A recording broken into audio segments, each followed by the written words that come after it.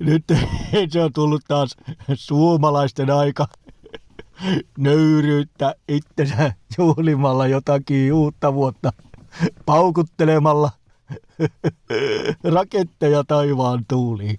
Mutta jonkunnäköinen uuden vuoden runo teillekin tekisi ihan hyvää, saatana, että kestääkö korvat kuunnella.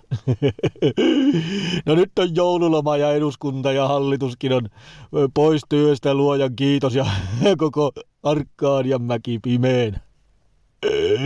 Eihän tästä saatana mitään tule. Noi poliitikot on pelkkiä ämmiä. Pääministerin ympäröi muutama kokoomuspissis, jos kai ulkooluetusta mantrasta yrittää selittää, että kaikki on noin hyvin. Ei toi Petteri Orpokaan mikään iso mies oo.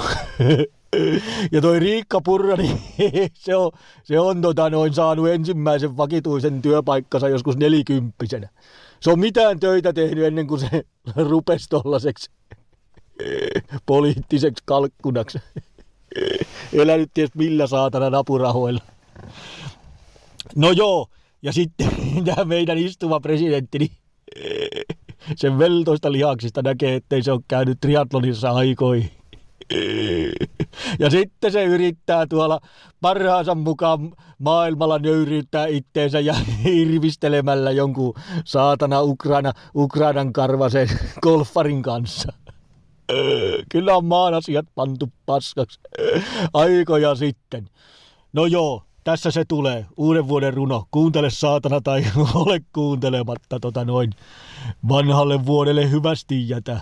Ystävä rakas, usko tätä. Helliä itseäs salli, ota elämään uusi malli. Äläkä aikaa tuhlaa vietä rimollista uuden vuoden juhlaa. Tähden lentoa, elämää rentoa ei huolen häivää iloisin mielin kohti huomista päivää. Uusi vuosi tuokoon taikaa, iloa ja saatana onnen aika.